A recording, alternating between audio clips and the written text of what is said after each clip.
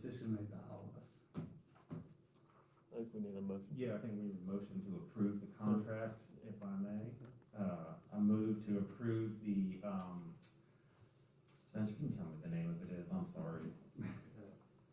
Employment contractor, town of Pulaski manager, or town manager? Employment contract, Pulaski Town Manager, dated 2020, December 15th of 2020. Okay, so it's a motion to approve the employment contractor for the town of Pulaski. Yeah, sorry. I just wanna make sure we do it right. Sorry, thank you. The employment contractor for Pulaski Town Manager, that's gonna be dated, the 15th of December 2020. That's the motion. Proudly second. As written, by. Now proudly second that, proudly second that. And may I have a roll call for this, please, sir? Mr. Penn? Yes. Mr. Dawson? Aye. Mr. East? Aye. Mr. Rackle? Aye. Mr. Kloss? Aye. Mr. Reeves? Aye. All right. Now we'll move on to the comments. Mr. Penn, do you have any comments with us? You good? All right. Mr. Dawson? I would just bring up that, the presentations were great this evening, and it really was. I know there's opportunities kind of mixed in and mingled in there, but there was a lot of positive energy, even in the talk of the discussion of the buildings downtown. There was conversation about buildings being purchased, and that might, be easy to overlook, but that's activity. And that sounds like there's more than one additional pieces of activity, and that's huge in a town of our size. I think that may be a little understated. But you tie that to, all the energy with Calfee School and a new town manager, and that's some happening stuff. I think people don't need to lose sight of that and the energies that are put in place. And I would just say, I'm very interested, and I think probably some of the best work that this council is probably going to have the opportunity to do as we look forward to the planning of the upcoming budgets and looking at some true, trustworthy, candid conversations about our fiscal future, and really being able to project and not just have numbers on a paper, but numbers on a paper that we can trust and, make decisions about in a way that I don't think has been done in a very, very long time.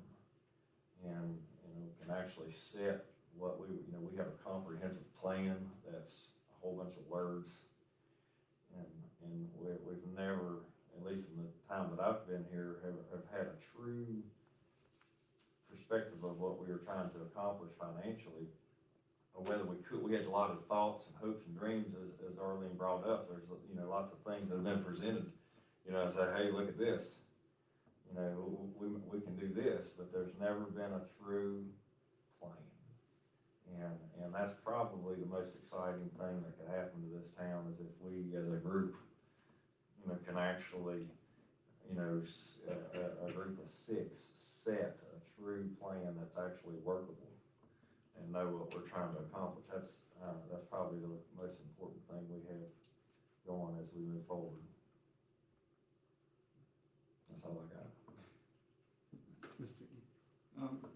Mr. E. Just kind of piggybacking off Mr. Dawson, it kind of raised a question in my mind, and regarding the Calfee School project, which is an outstanding project, the work that's being done on Main Street.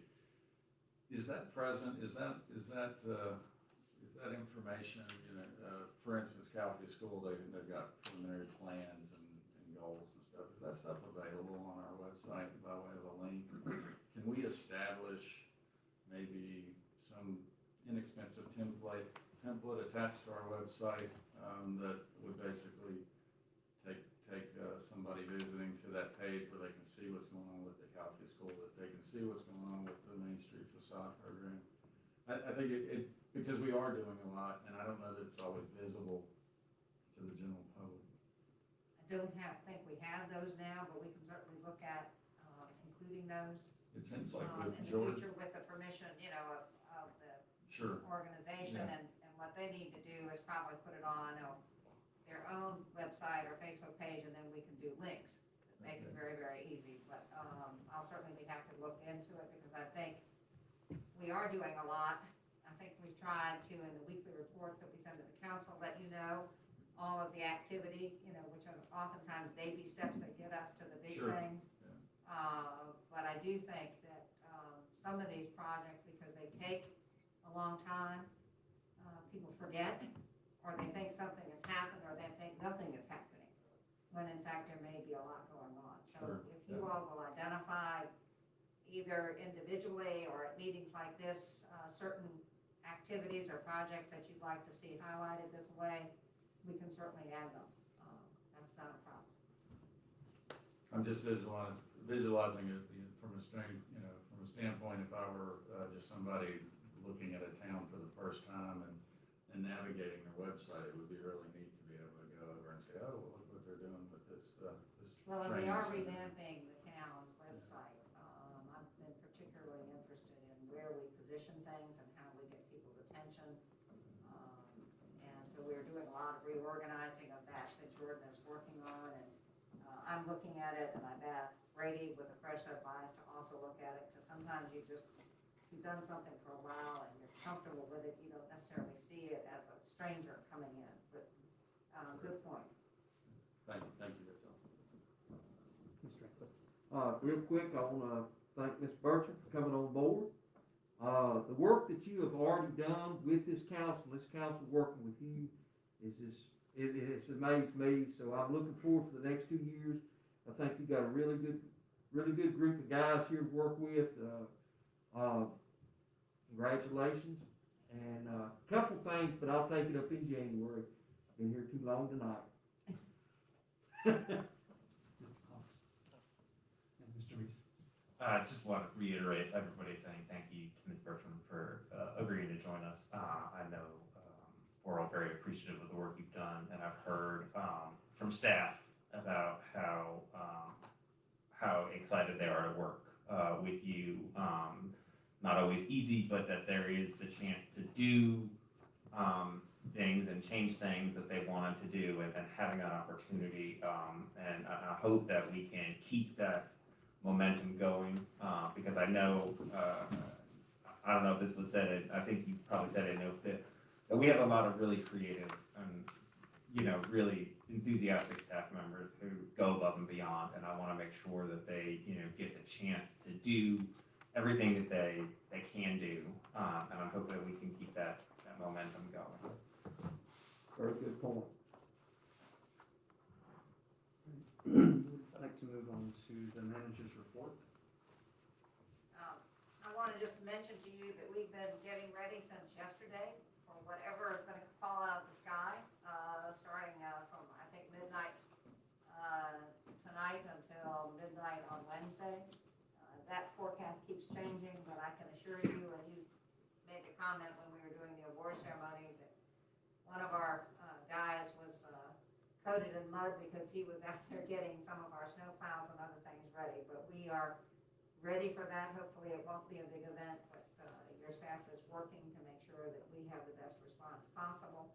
And then I want to take just a moment to talk about the situation of the movement of inoperable vehicles in the town. Seeing a lot of comments on Facebook and other sources where there seems to be a misunderstanding about why that is happening and how it's happening and who's responsible for what costs that are related to that. Ms. Bertram, I'm not sure that that's getting picked up on Facebook.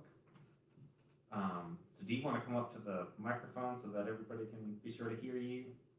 I've never had anybody think I needed it. Well, but I'm not sure, people who aren't here may not be able to, Okay, and I think that's a topic of some interest in the community, and I think it's worthwhile to, sure.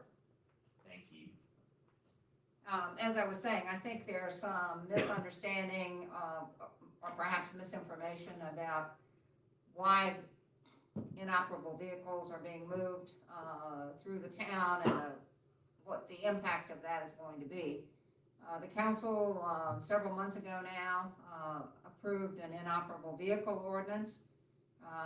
that requires people to have proper identification on vehicles, and if it does not, then we have authority, after advising the owner and giving them a reasonable period of time to correct the violation, we have the authority to tow those vehicles.